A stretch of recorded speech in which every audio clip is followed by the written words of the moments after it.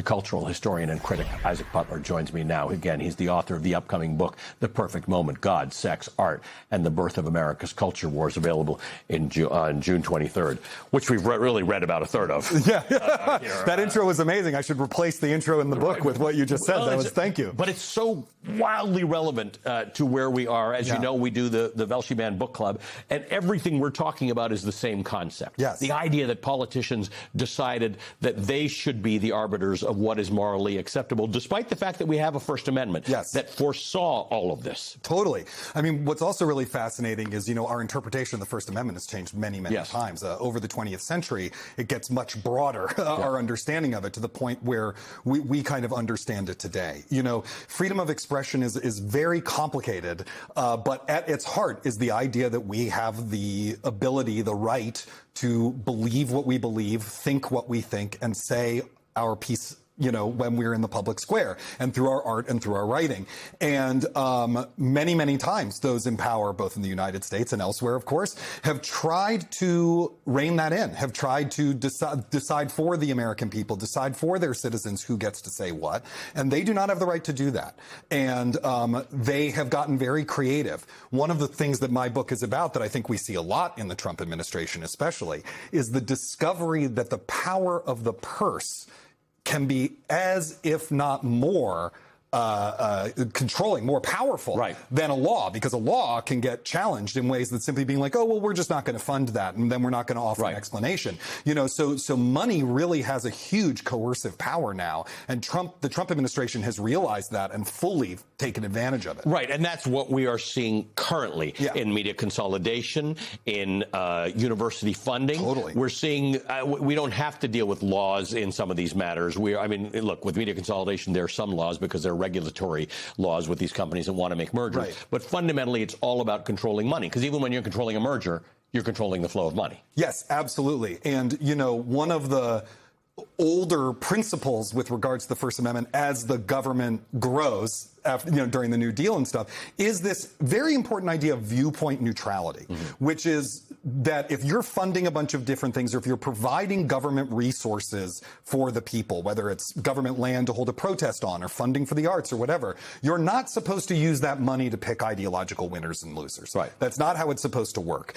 And it's not, my book is not the only time that happens in American history, right? But one thing that the right really figures out is that you can get really creative with money and work around these ideas of viewpoint neutrality. They did it with the arts, and now they're doing it with everything. And the court makeup is very different than it was in the early to mid 1990s. And so I don't know how it's going to shake out now. I'm very sort of scared about that, to be completely honest. I'm curious about chicken and egg here. Yeah. Is this was this an opportunity for the right to get these things done, to censor the things and viewpoints that they didn't want done? Or was this an opportunity to have the right coalesce around certain things? It's a little bit of both. I mean, one of the reasons why I call my book The Perfect Moment is not only because the Robert Mapplethorpe show of the same name is so instrumental in this story, but it's really a number of different factors are all converging at the same time, some of which no one could have anticipated, right?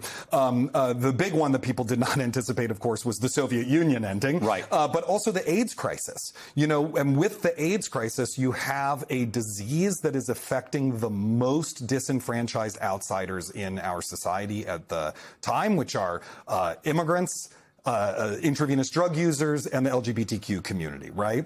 And their viewpoints are kept basically entirely out of the square, the public square or the private square. And what becomes interesting is that art becomes the way to have that viewpoint expressed. And so you have a lot of artists who are expressing that viewpoint through their art, and then the religious right is capitalizing on that because they don't want those people to be able to say their mind. They don't want that experience out there. They don't want the American people to hear that.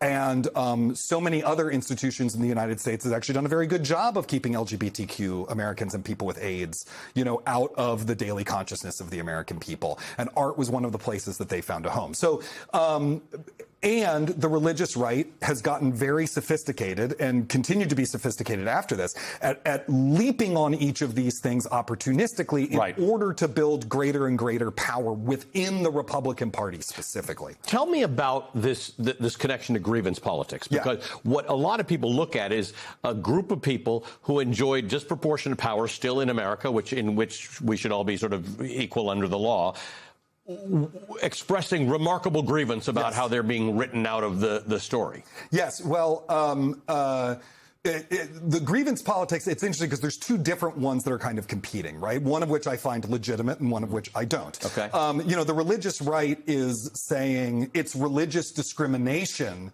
to fund art that portrays Jesus in a way we don't like. Right. And I think you and I would both look at that and be like, that's ridiculous. What the heck are you talking about? Right. Do you know what I mean? And they are inverting a bunch of civil rights claims in much the same way recently that the Supreme Court has totally inverted the 15th Amendment, which is supposed to protect black people from being discriminated against, and turned it into a way to discriminate against black people by protecting the rights of white voters or whatever.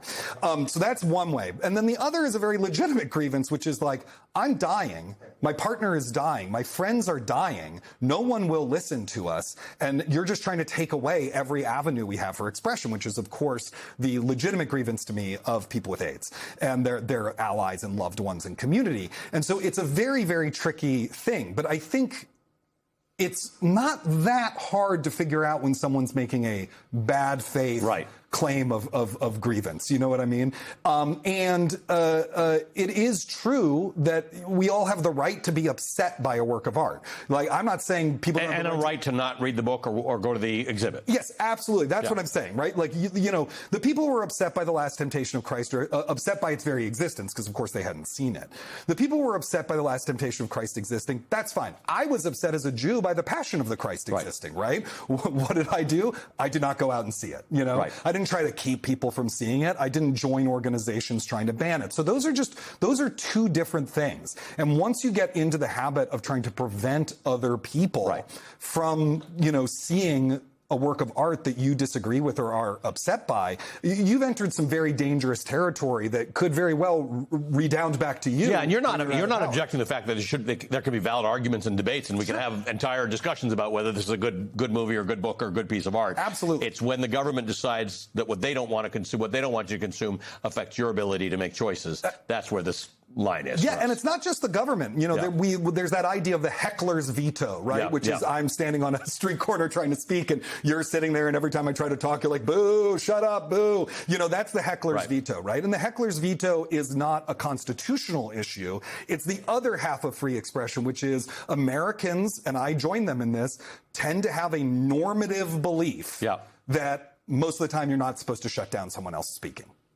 What a remarkable book and a timely book. Thank you for spending time with us. Oh, my gosh. It's a dream come true. Thank you so much, Alec. Isaac Butler is the author of the forthcoming book, The Perfect Moment: God, Sex, Art, and the Birth of America's Culture War.